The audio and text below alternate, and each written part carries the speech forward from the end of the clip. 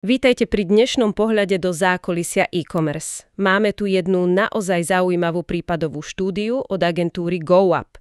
Je o českom e-shope s nábytkom, ktorý dosť výrazne narastol na našom slovenskom trhu. A ten je, ako vieme, dosť presýtený. Presne tak. Konkurencia je tam obrovská. Rôzne diskonty, veľké siete, ďalšie e-shopy. A ešte mali aj ten, povedzme, dosť striktný cieľ udržať PNO, teda podiel nákladov na obrate, pod 15%. Áno, to bol naozaj náročný cieľ v takom prostredí. No práve, takže otázka je, ako sa im vlastne podarilo tak výrazne vyrásť. Ako prešli od nejakých minimálnych predajov k 100 000-ovým obratom. Poďme si to trochu rozobrať. No, začínali vlastne skoro od nuly, čo sa týka predaja na Slovensku. A ich prístup, ten stál na takých troch základných pilieroch. Poprvé, museli si fakt detailne zmapovať tú nákupnú cestu zákazníka. Ten predajný lievik. Potom po druhé, nájsť spôsob, ako ten predaj systematicky škálovať, teda zvyšovať. A po tretie, čo je kľúčové, neustále optimalizovať. Kanály, náklady, výkonnosť, proste všetko. A spomínal si ten omnichannel prístup? Áno, to bolo zásadné. Agentúra dostala pod palec vlastne všetky online aktivity. Takže mohli všetko pekne koordinovať. Presne. A to im umožnilo sledovať zákazníka naprieč všetkými tými kanálmi. A pri analýze dát prišli na jednu veľmi dôležitú vec. A to?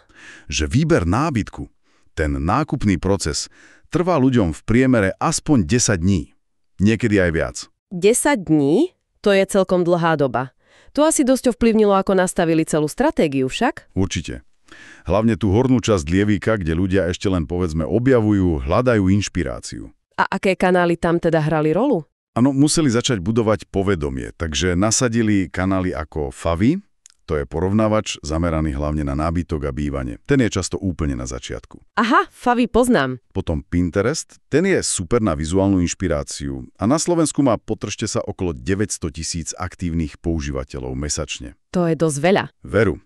No a potom ešte katalóg Biano, ktorý je podobný Favy, tam videli potenciál aj pre drahšie veci. A doplnkovo ešte Ziply. Cieľ bol jasný, zaujať ľudí, ktorí ešte presne nevedia, čo chcú. Len tak snívajú, pozerajú. Ale práve tieto kanály na začiatku, ako Favy, môžu mať vyššie PNO, nie? Nebol to problém pri tom cieli 15%? Dobrá otázka. Áno, na začiatku to tak mohlo vyzerať, ale bolo dôležité vysvetliť, že aj keď neprinášajú hneď objednávku, sú nevyhnutné. Musíš ten lievik niečím naplniť na začiatku. Inak neskôr nebudeš mať koho osloviť, vieš? Jasne, chápem. Je to investícia do budúcnosti. Presne tak. No a potom, keď už zákazník vie, čo asi chce, začína porovnávať, to sme v strednej časti lievika. Tam sa asi opäť zapája Favy? Áno, tam sa ľudia často vracajú.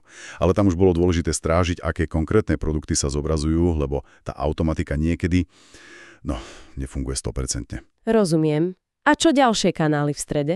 Tak Facebook, samozrejme. Na oslovenie podobných publikách, hlavne remarketing, pripomínanie sa.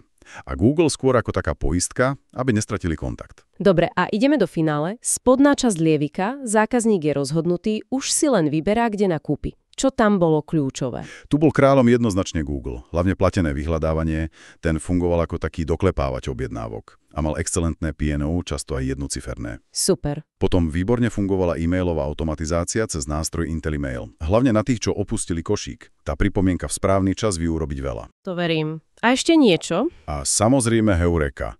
Tá skôr potvrdzovala dôveryhodnosť cez recenzie. Taká tá finálna pečiatka dôvery. Tak poďme k tým číslam. Ako to celé dopadlo? Aké boli výsledky? Výsledky boli naozaj pôsobivé. Z mesačných obratov rádovo v tisícoch eur sa dostali na ročný obrat, ktorý sa blížil k 1 000 000 eur. Páni! Medziročne rástli v priemere o 50%. V posledných rokoch to znamenalo prírastok skoro 500 000 eur ročne navyše. A čo to PNO, ten prísny cieľ? To je na tomto najlepšie. Podarilo sa im ho dlhodobo udržať pod tou hranicou 15%. Priemer bol okolo 12% a v niektorých mesiacoch klesli dokonca až na 8%. Tak to je naozaj skvelý výsledok udržať náklady takto na úzde pri takom raste. Presne. A ukázalo sa, že kľúčom bolo práve to pochopenie skutočného prínosu každého kanála. Nielen podľa posledného kliku, ale v celej tej ceste. Rozumiem. To potom umožnilo efektívne škálovať. A ešte zaujímavosť, oni na podporu tejto stratégie využívali aj umelú inteligenciu. Naozaj? Na čo konkrétne? Na tvorbu obsahu. Propagačné videá, vizuály pre sociálne siete, Pinterest. Vraj aj z minima podkladov, napríklad z 2 fotiek a pár riadkov textu. To je šikovné.